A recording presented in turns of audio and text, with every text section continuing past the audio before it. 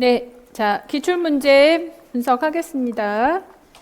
먼저 18페이지 지역사회 간호 총론 전체 한번 그 출제 경향을 한번 보세요. 출제 경향을 보니까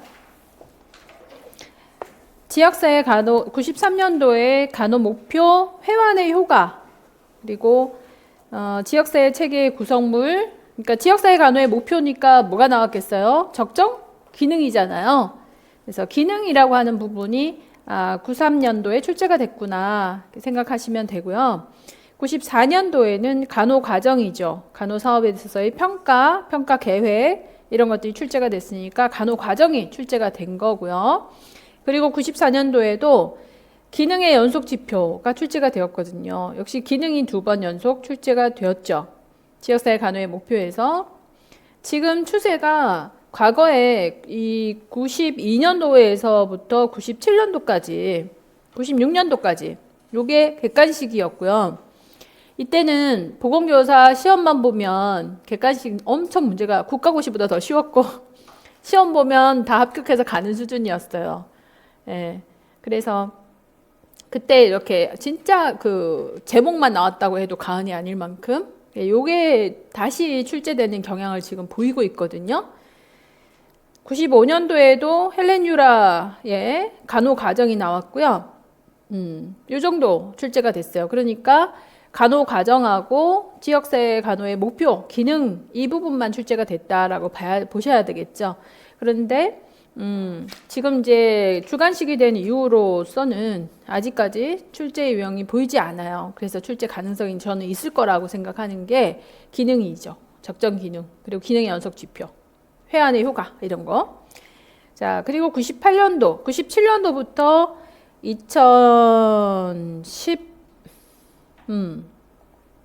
2012년도까지 요게 주관식 문제였죠. 2012년도, 13년도까지. 그리고 2014, 15, 16 요렇게 객관식. 그리고 아니네.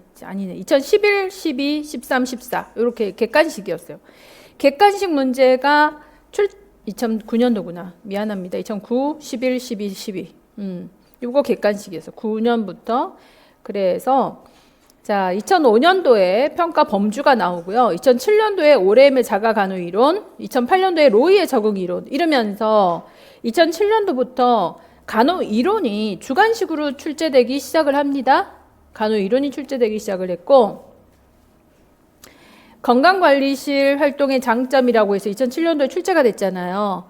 요건 이제 간호 수단이라는 입장에서 한 10년에 한 번씩 출제가 되는 거예요. 돌아가면서 출제가 되는데 그런 정도로 이해하시면 돼서 건강관리실이 중요하구나가 아니라 간호 수단이 그렇게 큰 범위에서 도는구나 생각하시면 되고 2007년도에 간호 수단이 한 번 출제가 된 이후로 한 번도 출제가 안 됐기 때문에 요게 또 출제 시기는 왔어요. 간호 수단은. 그리고 평가 5단계 절차, 간호 과정이니까 자주 출제되는 내용이고 2008년도에 로이. 자, 간호 이론도 2007 오렘, 2008 로이, 2009 뉴만. 예. 그리고 2012 체계 모형, 2013 뉴만. 예. 2016 체계 모형, 2020 뉴만 이런 식이죠. 번갈아 가면서 출제가 되는 경향을 보이고 있거든요. 자, 2009년도부터 객관식 문제가 되면서 이제 많은 문제가 출제가 되기 시작합니다. 건강관리 체계 이론, 또 간호과정, 오마와 분류, 여기서 오마와 분류가 나왔고요. 정신건강, 예방활동, 1차, 2차, 3차 예방활동들 출제가 되었죠. 다시 2013년도부터 주관식이 되면서 베티 뉴만, 건강관리 체계 모형, 또 2016년도 체계 모형, 체계 요소, 2018년 BPRS 우선순위. 자, 2019학년에 피열 이론, 스와트 분석, BPRS 2018 나왔죠. 피열 나왔죠. 스와트 분석 나왔죠. 이렇게 우선순위, 기획 모형이 나왔다는 얘기예요. 이거는. 예, 기획 이론이 나오기 시작하는 거예요. 출제하기 시작하는 거예요. 2016년도에 강론서에서부터 기획 모형이 나오기 시작했거든요. 그러니까 출제는 실제 2017년도에 출제가 되었던 거죠. 기획 이론이 나오기 시작했고 매년 이제 출제되기 시작해요. 그리고 로이의 적응 이론이 또 나오죠. 뉴만 이론이 또 연달아서 출제가 되었습니다. 그리고 2023년도에 이번에 리더십이 유형이 출제가 됐죠. 99학년도에 저기 보면 조직의 원리, 그 다음에 귤릭의 포스트코드, 그 98년도에 관리, 포스트코드도 관리죠. 관리의 첫 번째가 조직이죠. 그 다음에 이제 관리 안에 리더십이 들어가죠. 그래서 관리라고 하는 간호 관리의 내용이 이렇게 또 10년 주기로 출제가 되는구나. 리더십이 출제가 됐다고 해가지고 내년에 간호 관리가 아주 중요하다는 거 아니고요. 관리의 형태 중에 포스트코드 중에 돌아가면서 출제가 되는 거예요. 10년에 한 번씩. 그렇게 이해하시면 되고 리더십 정도는 그냥 뭐 B형이니까. 그래서 결론은 뭐냐? 지역사회 간호 총론에서 가장 자주 출제되는 게 뭐예요? 지역사회 간호 이론이에요. 그 다음에는 간호 과정입니다. 그죠? 그래서 간호 이론과 간호 과정. 이거 중심이 되셔야 되고 오늘은 간호 과정밖에는 못했어요. 그래서 그 간호 과정을 좀 충실하게 하시고 다음 주부터는 진도가 훅훅 나가셔야 되겠죠. 네. 오늘 이제 공부하는 틀을 마련하시고 뭐 개인적으로 이렇게 요약 정리를 한다든지 이런 것들도 필요하시겠죠. 공부 한번 해보고. 그리고 다음 주에 지역사회 간호 이론이 나가면서 퀴즈 나갈 거예요. 퀴즈도 그때부터 내보내도록 해드릴게요. 자, 19페이지 보세요. 지역사회 간호 이론. 지역사회 간호의 목표로서 간호 목표. 가장 옳은 것은? 이라고 그랬어요. 지역사회 간호 목표 중요하다 했잖아요. 기능이죠. 네. 적정 기능 수준의 정의입니다. 지역사회 주민들의 자기건강관리 기능 수준을 향상시킨다. 그러면 이게 자 다시 출제가 된다면 어떻게 출제될까? 기능의 연속지표에서 가장 긍정적인 기능이 무엇인가 그 정의를 써라. 그죠? 가장 긍정적인 기능. 기능을 명명하고 정의해라. 이렇게 하겠죠. 이렇게 반출될 수 있어요. 충분히. 1번도 그래서 A급 중요한 내용이겠지. 자, 2번. 기능의 연속지표에서 부정적 기능의 기능 요소에 속하는 첫 단계는 이렇게 묻는 거예요. 단계를 물어봤다? 그럼 이것 또한 출제될 수 있겠죠. 부정적 기능의 첫 단계를 명명하고 그 정의를, 그렇죠. 개념을 서술해라. 이렇게 나오겠지. 그래서 기능의 연속 지표는 순서대로 명명하는 것이 굉장히 중요하죠. 명명하고 그리고 그 개념 정의를 할 수 있어야 됩니다. 개념을 정의하라. 자, 첫 단계 뭐야? 긴장, 유발. 그렇죠. 정의까지 하셔야 돼요. A. 자, 나이팅게일 이론, 간호 이론에 해당되는 것은 이라고 했어요. 돌봄이 케어겠지, 케어. 2. 간호 체계는 목표 달성을 위해서 투입 변환 산출의 절차를 가질 때 회한이 일어난다. 피드백의 기전의 효과가 아닌 것은. 지금 이 회한의 효과, 이거 나중에 체계 이론에서 우리 할 건데 피드백의 효과를 무려 93년, 94년 이렇게 연달아 가지고 출제를 합니다. 그래서 피드백의 효과는 아주 중요하구나. 몇 개로 얘기하고 있어요? 3가지로 얘기하고 있거든요. 상부 체계가 하부 체계를 도와준다. 맞아요? 아직 안 배우셨지? 하부 체계가 잘 돌아가야 그러니까 하부 체계의 목표가 이루어져야 상부 체계의 목표가 이루어지는 거니까. 하부는 거꾸로 됐겠죠? 환경의 제약 요인을 완화시킨다. 효율적이고 효과적인 방향으로 교정을 한다. 체계 이상을 점검한다. 이거 피드백의 효과는 환경의 제약 요인이 완화된다. 네, 또 똑같이 문제가 있죠. 하부 체계, 상부 체계로 얘기하고 있습니다. 똑같은 문제가 나왔네. 하부 체계, 상부 체계를 점검할 수 있다. 효율적이고 효과적인 방향으로 스스로 교정이 된다. 이렇게 얘기할 수 있어요. 그래서 피드백의 효과가 자주 출제가 되는구나. 이것도 A급으로 준비하셔야 되고요. 그다음 4. 지역사회 간호 건강을 진단하기 위해서 체계의 구성물에 해당되는 것은 아까 체계를 지역사회를 하나의 대상으로 보고 지역사회를 대상으로 그 구성요소를 점검한다면 구성물, 환경과 자원, 상호작용, 경계, 목표 이런 거죠. 그러면 구성은 뭐야? 무슨 구성물이라는 것은 인구죠, 인구.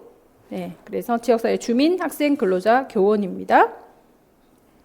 체계 내의 구성물. 이 체계 이론에서 대단히 중요한 내용입니다. 이것도 A급. 5. 학교 간호 사업은 체계인데 이 체계에서 산출에 해당되는 것은 아웃풋이에요. 그죠? 산출에 해당되는 것 보건교사의 지식과 기술이 아니겠죠. 이게 학생의 지식과 기술이라 그러면은 이것도 답이겠죠. 그죠? 간호 제공, 보건교육, 간호과정은 전부 과정이고요. 결과물은 기능이네요. 그런 의미에서. 자, 어쨌든 6번. 체계 모형의 근거, 체계 모형이니까 넘어갑니다. 7. 베티 뉴만 이론이고요. 나머지는 간호 이론이네. 12, 13, 14, 15, 16.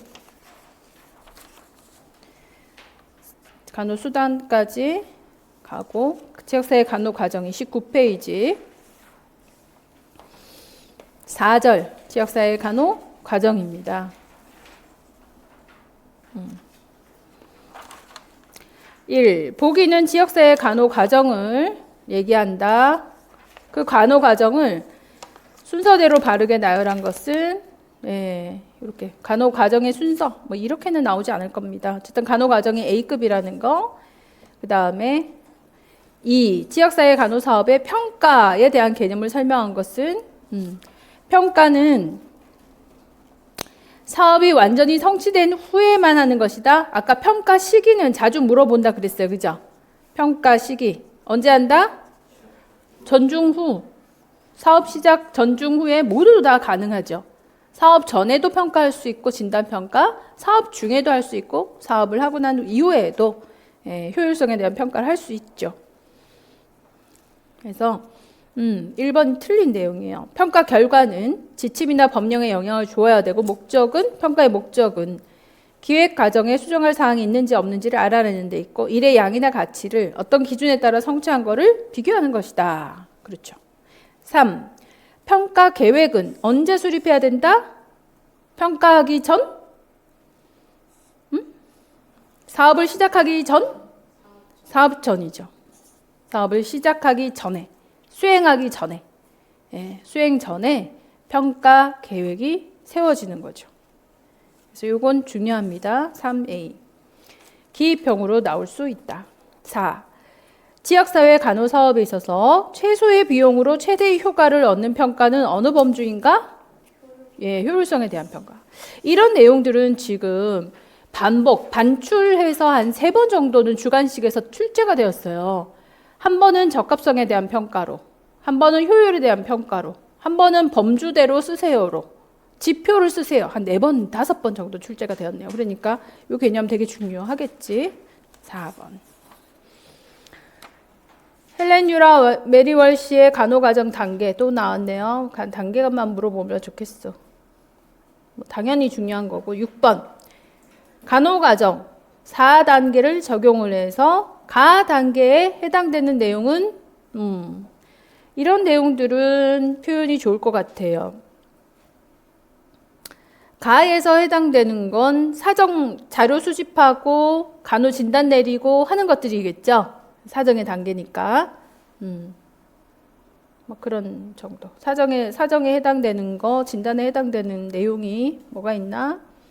요구도를 파악하기 위해서 결과를 분석했다. 그러면 1. 학부모에게 부모 교육용 뉴스레터를 매주 발송하였다. 이건 몇 단계? 3단계. 사업 요구도를 파악하기 위해서 건강검사 결과를 분석하였다. 1단계.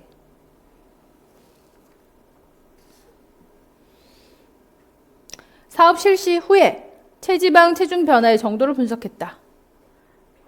4단계겠죠. 학생들의 식습관, 생활습관을 교정하기 위해서 행동 수정요법을 실시하였다. 3단계. 보건소에 의뢰를 해서 식이 처방, 운동 처방을 받게 하였다. 그렇죠. 이것도 수행 단계. 이 정도는 6번 B. 7. 이제 이게 중요한 거예요. 7번 A급.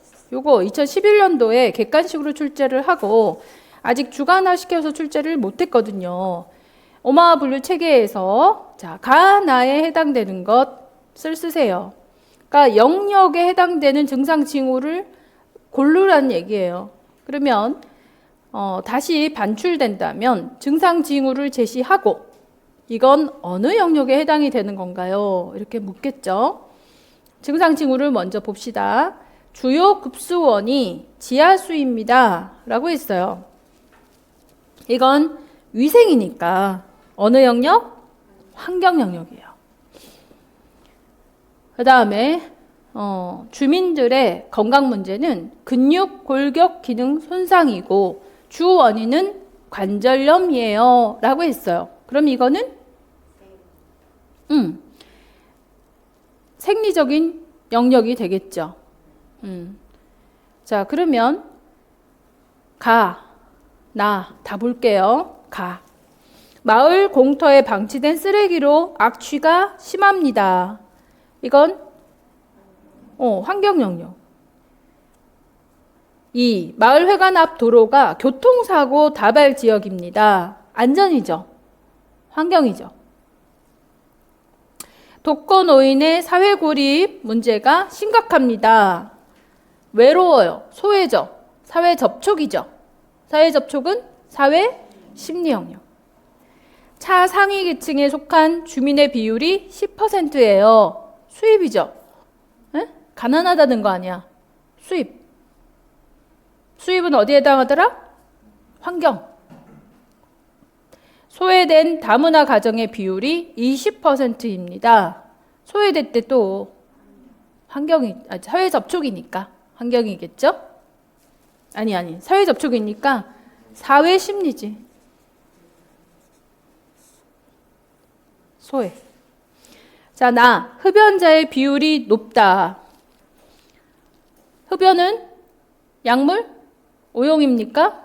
건강 관련 행위. 다수의 개인 위생이 불량하되 위생이죠. 환경. 관절염 환자의 30%가 처방받지 않은 관절염 치료제를 사용했다. 관절염을 얘기하는 게 아니죠. 처방받지 않은 치료제를 사용했다. 그러니까 진통제 먹었다는 소리 아니야. 소염 진통제 그냥 사 먹는 거죠. 얘는 약물 오용입니다. 그러니까 건강 관련 행위 영역. 의료 보호 대상 비율이 15%. 역시 수입이죠. 환경. 주민 대부분이 보건소 갈 때 교통이 불편해요. 교통이 불편하대요. 이건 어떤 문제로? 의사소통입니다. 이동 수단 장애는 의사소통 문제에 해당이 되고요. 이건 그래서 사회 심리 영역이에요. 그래서 여러분들이 이런 아주 간단한 분명히 문제에서 기출 문제도 이런 정도의 사례가 나올 거란 말이에요. 너무 복잡한 사례가 나오지는 않을 거거든요. 예를 들어서 한 4가지 정도의 케이스를 두고 각 영역을 명명하세요. 그리고는 기입형으로 2점 정도, 0.5점씩 해서 4개 정도. 이렇게 질문하겠지? 이랬을 때, 더 어렵게 나온다면 문제를 명명하고 영역을 분류하세요. 이렇게 나올 수 있겠죠. 예, 문제까지 명명하라고 요구할 수는 있지만 문제를 명명하세요라고 하면 변별력은 떨어질 거예요. 문제까지 명명할 수 있는 사람이 많지는 않아요. 그렇지만 영역을 분류하세요라고 했을 때 틀리면 안 되시는 거예요. 그건 굉장한 분별력을 갖고 있고요. 또 하나 예상 문제는 뭐냐면 오마와 분류 체계로 진단을 할 때 수준별로 진단을 하지 않습니까? 수준별로 분류해 보세요. 수준 1은 뭐, 2는 뭐, 3은 뭐, 4는 뭐. 그죠? 또 하나, 증상과 징후를 정리하세요. 나올 수 있다 없다? 증상 징후를 분류하세요. 그죠? 개념을 비교해 보세요. 증상이란 징후란. 구체적인 예를 들어 보세요. 이렇게까지 나올 수 있다는 거예요. 그래서 오마와 분류 체계는 제가 A급이라고 그랬죠? 아주 구체적으로 자세하게 여러분들이 선별할 수 있고 적어낼 수 있어야 되고 평가까지.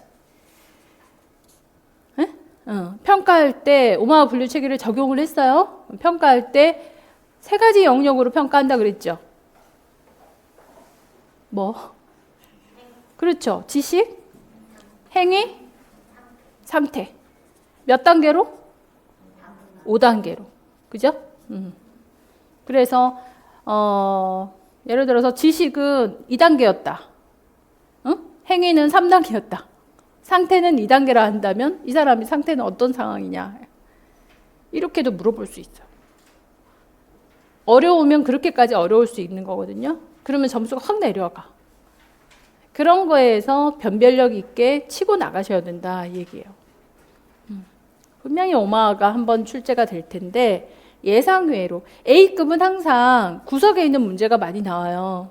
여러분들 그 학교 다닐 때 공부할 때 역사 시험 같은 거 중요한 건 애들 다 아니까 항상 그 사진 밑에 역사책에 그 사진 하나 나오고 이거는 어느 기념비예요 이런 거 출제되지 않던가요? 그치? 그런 거하고 마찬가지예요. 중요한 내용들은요 제목이 나오지 않고 A급들은 아주 저변에 있는 것들이 출제될 수 있는 가능성이 매우 높아요. 그래서 오마는 자세하게 다 정리해 두셔야 된다 이거죠. 무슨 얘기인지 아시겠어요? 출제할 거야. 출제를 하면 쉽게 내지 않는다고. 왜? 11년 임용에서 다들 알잖아요. 증상 징후가 어느 영역에 해당되는지. 이건 다 준비할 거란 얘기예요. 그러면 요거 1점 정도 주고 나머지는 증상 징후를 개념을 비교하고 예를 쓰라. 이러면서 여기서 증상 징후 헷갈려갖고 또 반 나가지. 수준 1, 2, 3, 4를 쓰세요 해가지고서 4개 내면 수준 1, 2, 3, 4 또 헷갈려가지고 반 나가죠. 응? 거기에다가 평가까지 나오면 더 나가요. 그런 데서 완전하게 4분의 4를 받을 수 있다면 이건 뭐 치고 나갈 수 있는 점수가 되는 거죠. 결국은 A급의 싸움입니다. A급을 얼마만큼 정확하게 밀도 있게 섬세하게 공부를 해내느냐 이 차이거든요. 오늘 공부할 내용들은 이런 정도. 출제 내용이 많이 없어서 너무 적게 해서 미안한데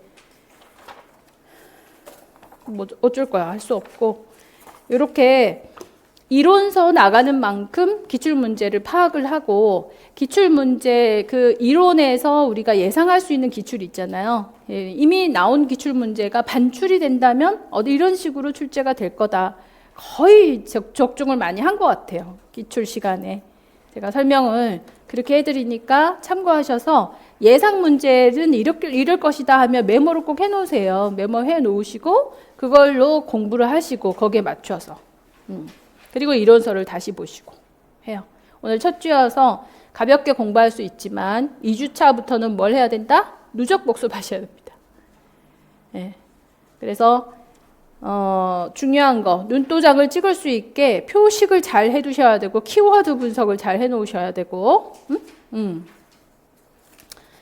그렇게 해서 탁 보면 쫙 나올 수 있게끔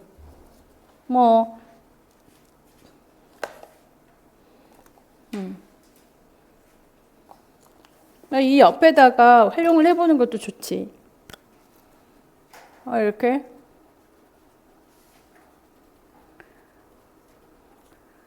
긍정 기능 명명 이런 거 있잖아요.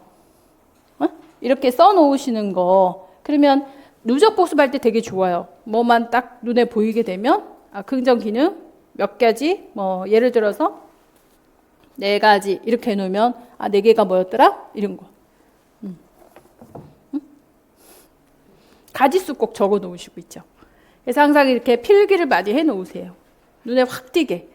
그래야 누적 복습이 빨라져요. 그렇지 않으면 눈이 어때요? 하나하나를 다 읽어야 되니까 누적 복습 많이 못한다고. 그러니까 한번 공부할 때 누적 복습할 때 볼 내용까지 정리를 해 놓으시는 게 아주 효과적인 방법이에요.